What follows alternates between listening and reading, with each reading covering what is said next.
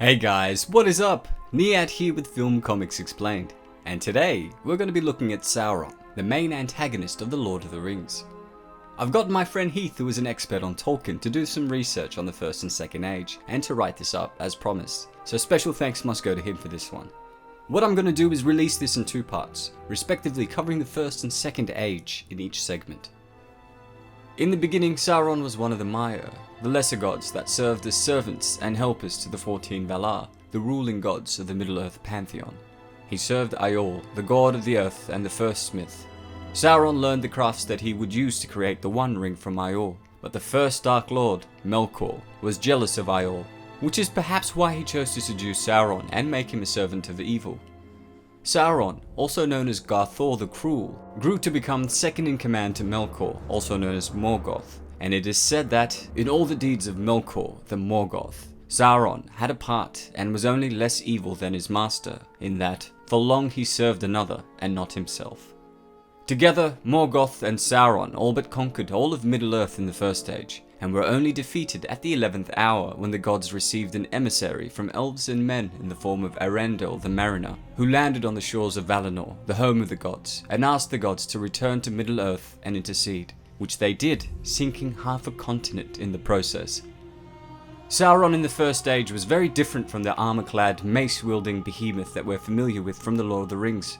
He was a sorcerer of dreadful power, master of shadows, and of phantoms, foul in wisdom, cruel in strength, missaping what he touched, twisting what he ruled, Lord of the Werewolves. After what is known as Dagor Bragollach, or Battle of Sudden Flame, the fourth great battle of the First Age, Sauron took over an isle called Tol Sirion and renamed it Tolin Goruth, the Isle of Werewolves, and made it a watchtower for Morgoth that none could pass without Sauron knowing about it. In probably the most famous story of the First Age, the story of Beren and Luthien, Beren, a man, Finron Felagund, the elven High King of Noldor, and 10 companions tried to sneak past the Isle of Werewolves disguised as orcs. Sauron may not have had a giant eye on top of a watchtower back then, but he still had a tower and could see well enough to be suspicious. He went down himself to question them, and thus befell the contest of Sauron and Felagund. They fought with songs of power. In the Middle-earth creation myths, Ilúvatar, the One, created the Valar with his thought and taught them music and singing. The Valar then sang together and their harmonies created the world. So singing in Middle-earth isn't just an enjoyable pastime, it literally created everything. So the epic song battle between Sauron and Finrod was a battle using the most ancient of magic. Backwards and forwards swayed their song, reeling and foundering as ever more strong.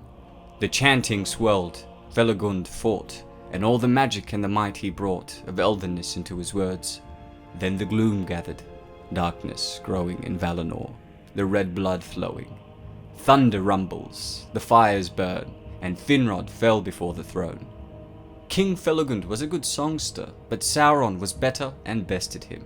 But neither Beren, Finrod, nor the 10 companions would reveal their true identities to Sauron. So he imprisoned them in a deep, dark pit, and nightly sent a werewolf to kill and eat one of the companions. None of the companions gave up the identity of Beren and Finrod, and as a result were all eaten by the werewolves. Sauron then sent a werewolf for Beren, but Finrod broke out of his chains and defended Beren, because of an oath he made to Beren's father, Barahir. Did I mention Sauron also killed Beren's father? Finrod killed the werewolf with his hands and teeth, but died in the process, leaving Beren alone. Meanwhile, the love of Beren's life, Luthien, an elf and daughter of the king Doriath, had gotten wind of Beren's capture. She rode a great wolfhound called Huan, who had actually been born in Valinor, and previously belonged to the god of the hunt, Arun. Because Huan had left Valinor, this meant that he could be killed, but not until he had fought the mightiest wolf that ever walked. After Luthien and Huan arrived at the Isle of Werewolves, Luthien started singing. Beren heard her and also started singing. Sauron heard them both but did not sing. Instead, he sent out werewolves to kill them. Fortunately for Luthien, Huan the wolfhound defeated them easily. Sauron then realized who he was dealing with and decided that if Huan could only die after fighting the mightiest werewolf, then he would transform into a werewolf and do the honors himself. There befell the battle of Huan and Wolf Sauron, and the howls and baying echoed in the hills. But no wizardry or spell, neither fang nor venom, nor devil's art, nor beast strength could overthrow Juan of Valinor, and he took his foe by the throat and pinned him down. In short, Sauron got his ass kicked. Sauron then started to shapeshift. He went from wolf to serpent to monster to his normal form, but Juan wouldn't let him go. Luthien then told Sauron to give her the mastery of the tower, or she would let Juan rip his spirit from his flesh and send his quaking ghost back to Morgoth. Sauron decided to let her have the tower. Juan released him, and he immediately turned into a vampire and flew off, dripping blood from his throat onto the trees below. I really like this story, as it tells us some interesting details about First Age Sauron. This Sauron used targeted cruelty, song magic, and shapeshifting to get what he wanted, instead of brute force. And when he did resort to brute force in the form of the werewolf, it didn't work. In fact, this is one of the only times he personally used an overt display of force in battle until the last alliance of men and elves, when the ring was cut from his hand by Isildur. This essentially paints a picture of Sauron as a wily, patient, and cunning adversary, but also as a little bit of a coward. At the end of the First Age, when the Valar returned and the western portion of Middle-earth was sunk into the sea, Morgoth was defeated, captured, and thrown into the void, never to return. Sauron, being the crafty shapeshifter that he was, made himself look beautiful again, knelt before the Herald of the Gods, and solemnly renounced any evil deeds. The Herald told him to return to Valinor, where he would be judged and sentenced by the Valar. Sauron was ashamed, and did not want to return to the land of the gods in humiliation. Also, the sentence from the Valar would likely be long servitude, whereas in Middle-earth, under Morgoth, he had held massive power.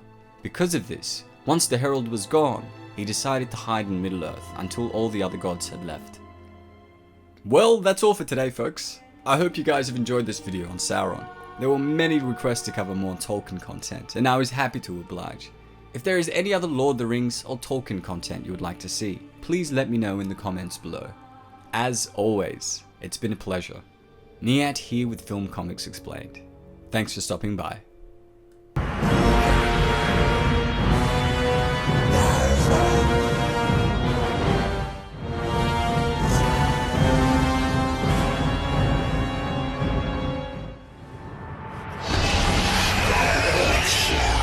You have no power here, servant of Morgoth.